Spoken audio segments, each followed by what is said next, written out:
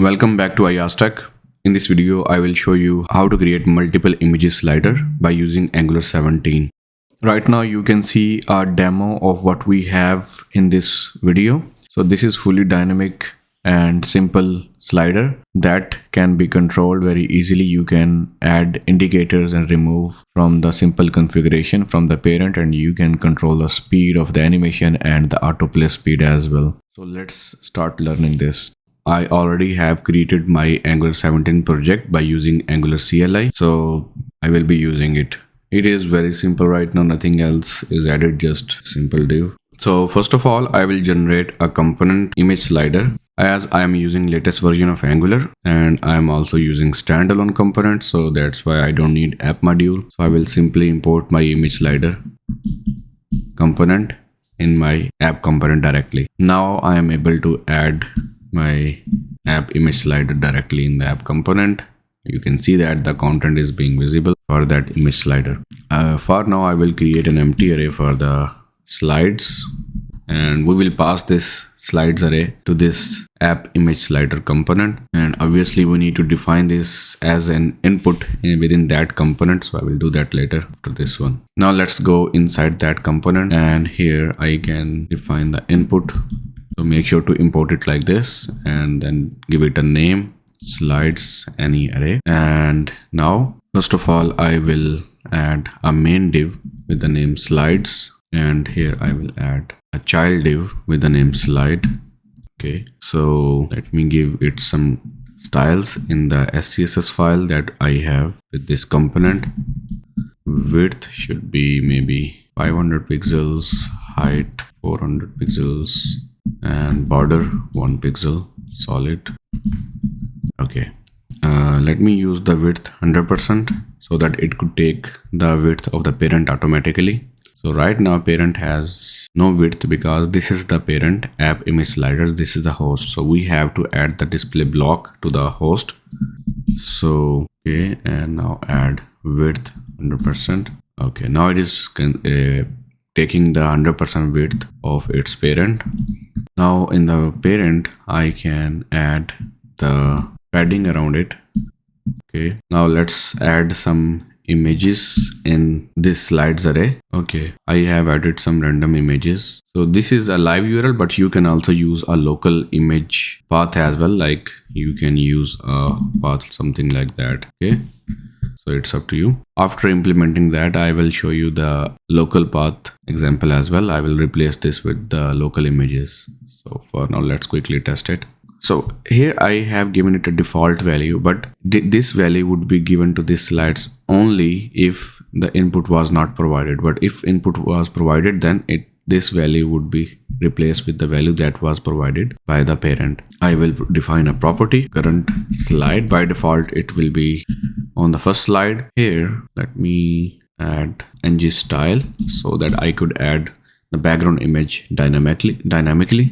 Okay, here I will add background image, and URL would be, and here I will use the slides array, and I will pass the current slide index to it so that it could give me the object of the current slide. And now I will use dot URL. Right now you will not see anything here because we may need to add some styles to the slide. Okay, this is the slides container, and right now you can see that the background image has been added, but the height is 0, so we need to set the height. So let's go back to the SCSS file, and here I will design the slide.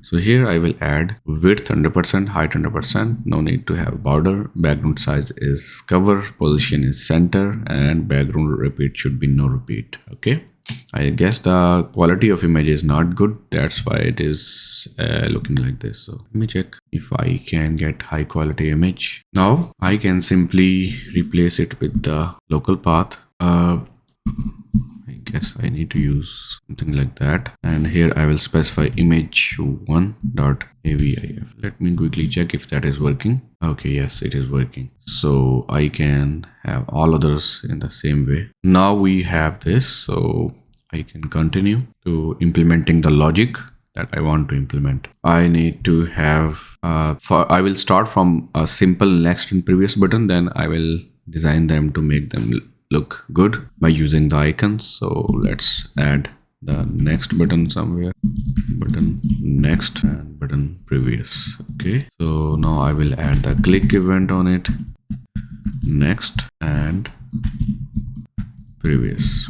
So now I will define these functions, next and previous. So here I am incrementing the current slide. I am adding 1 into it, and then I am getting modulus of this length. So this will give me the next slide. And in the opposite case, I am removing one number from the current slide to go back and adding the length to it and then getting the modulus. Okay, now let's test them. You can see that the next and previous button is working. So now let's add the circles indicators at the bottom to display the current slide position. So for that, here within the slide, I will add the indicators. Okay, and within the indicator I have the indicator class as the child. Okay, and I will wrap it in the for loop. So this is the latest syntax for adding for loop in Angular 17. So here I will add slide of slides, and here I will add track by index or track. Okay, that's fine. Now I will style these selectors in my CSS file. So as this is inside the slide tag slide, so I will nest my next selector within that. Okay, now I will add position absolute, and as I want to use position absolute, so I need to give its parent position relative so that we could set the position properly easily for the child that has the position absolute. Okay, left 0 pixels, right 0 pixels, margin auto. This will bring it in the middle, and bottom is 20 pixels and width maybe.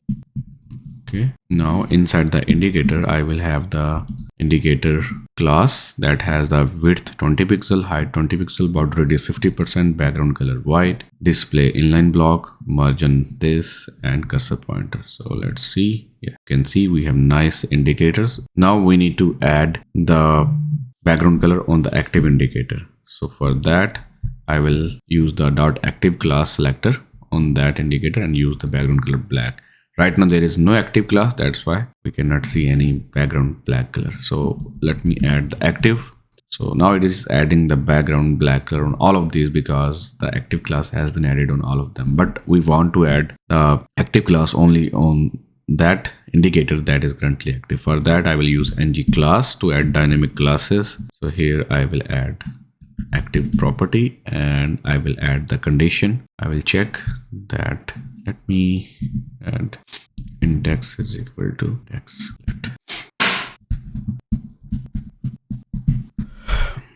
If index is equal to current slide, then it should add the active class on it. Now you can see as first slide is active, that's why the first one has the active class on it. Let me change the background color to light gray maybe. Okay, fine. Now we need to enable these buttons. So if user clicks on these indicators, then we should activate that respective slide. So here I will add the click event, jump to slide. Okay, nice name. So I will use this name function. I will define that function and I will add the logic. We are going to receive the index from the jump to slide function parameter, and we will update the current slide with the index that we got from the parameter. Okay, now let's try it. Okay, you can see that indicators are working, and I want to add some nice animation transition to this background color. For that I will go back to the CSS, and here I can add transition background color ease in out with the 0.5 second speed. Now you can see it is changing with a nice transition effect or fade in fade out effect. Okay, excellent. Next I want to style these next and previous buttons, move them on over the slides on the left and right. So for that let me add the font awesome library. So there is a Angular library that we can use to install. Okay, so this is a npm package that we can simply use to install the font awesome. So let's copy paste this and it will install it. Okay, it is asking us that which version you want to use. I want to use the 6 latest one, and we can select which ones we want to use. So I want to use all of them. I will use the free ones only for now and press enter. So after this is installed, we need to import the font awesome module in our standalone component in this way. If you are using app module, you can import it in the app module of your component. Okay, it is installed. Now let's open the component ts file and let's import this module in this imports array. Okay, and this is how you will import the svg icon or the font awesome icon. So okay, you want to use arrow right, so let's create a property with that name and assign that icon to that. Okay, and this is how you can simply use it. Okay, so let's go back to the HTML, and here I will add fa icon tag or component, and here I will pass my icon that I just imported in my ts file. And okay, great. Now let's quickly test it. Okay, I have the arrow working here. So similarly, I need to import the second arrow as well. fa arrow left. Okay, now let's use it as well in the same way like we did earlier. Okay, now we need to move both of these buttons within the slide tag or slide div. Okay, now I need to design them. So for that, let me make sure we add some classes to these buttons. Next button, previous button. Okay, now within the slide selector, I will add next button selector, and I will add position absolute, left 0 pixels, right 0 pixels. Actually no, as this is the next button, so it is going to have right 20 pixels. Actually there are some style that are common between these two buttons, so I will add them as well first. So position absolute is common, top 50%, and okay,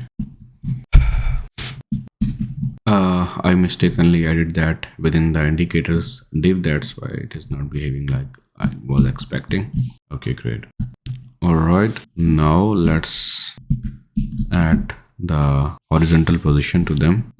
Okay, now I need to add some gap between the edge of the slide and the button. Okay, so these are still working, but we need to improve its design. So I will remove the border, background color should be maybe transparent, I guess. Okay, yes, and the font size should be 20 pixels, I guess, or maybe more than that. Okay, and color should be white. Okay, so you can see that this is now looking much better. Let me remove the border around the slides. Okay, you can make it more fancy, depends on your effort. So here you can add border radius 10 pixels and add overflow hidden. Now I guess one last thing that I would like to add is the fade effect. So it should not change with this sudden effect, it should have a smooth fade in fade out effect. So for that I will define a property hidden is equal to false by default, and we will use this property as the condition to add a style conditionally on the slide. I will add the opacity property on it based on that condition. So here I will check that if hidden is true, then use the 0 opacity. If not, then use the 1 opacity. That will make it visible. And here to the slide, I will add a transition opacity 0.5 as is in, is out. Okay, so now on the next and previous button, we should set the hidden to true, and we should wait for 500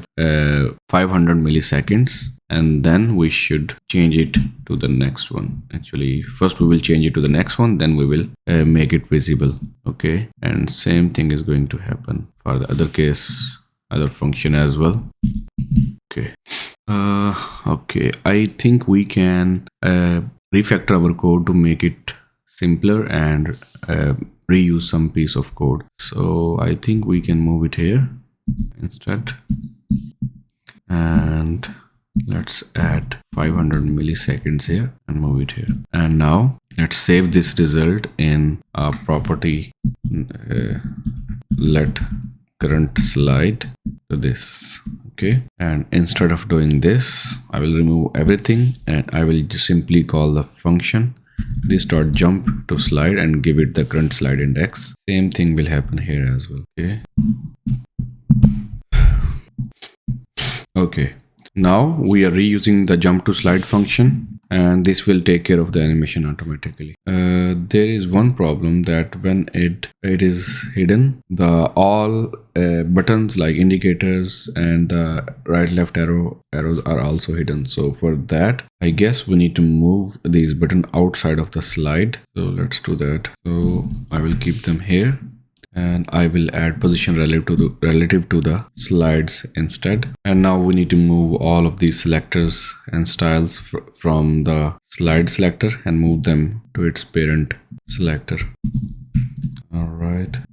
Now you can see when it is hidden, the indicators does not get hidden. Okay. You may increase the speed of the animation as well. Like instead of 500, you can add 200 maybe. Right. It's very fast, so maybe.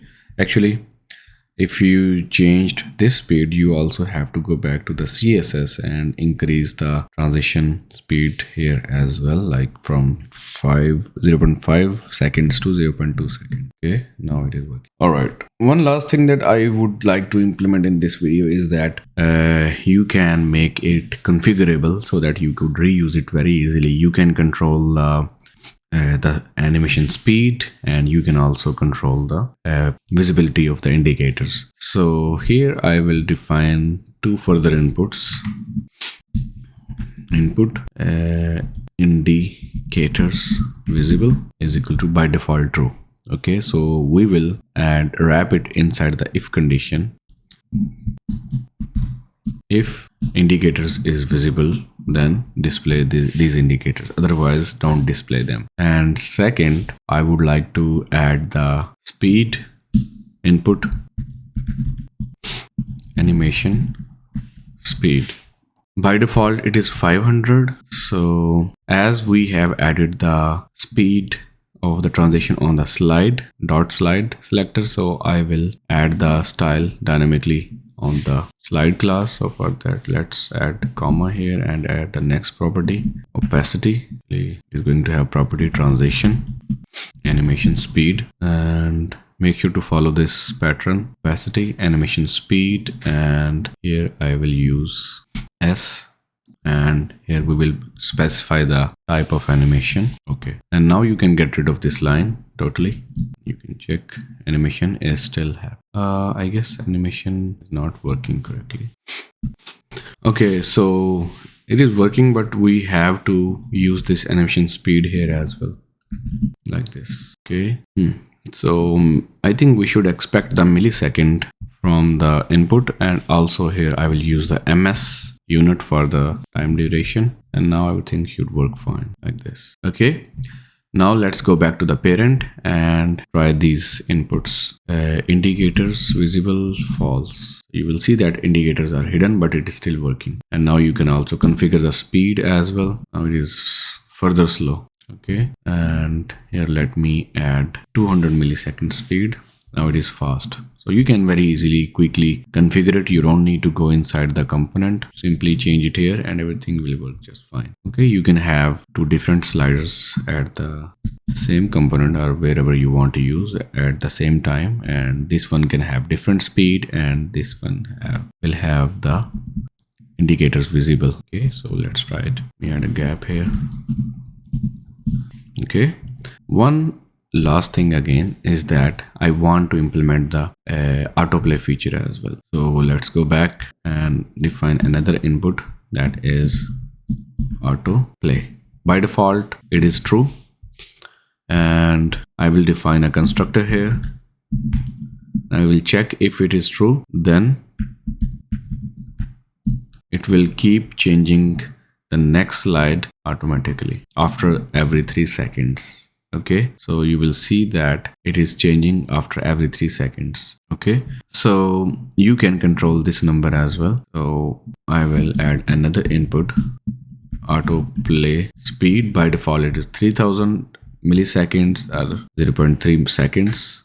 Restart autoplay speed. Okay, now go back to the parent. So first slider, I will not use the autoplay on it at all, and here I will use, so I will actually make it disable autoplay false. First one is will not be played automatically, second one would be played automatically. Actually first one is still playing. Okay, so here we did not, so maybe we should keep it false by default. Okay, and then we don't need to specify it, it should be false. We should add the autoplay input only if we want to enable it. Okay, now you will see that I think I'm not getting the value properly.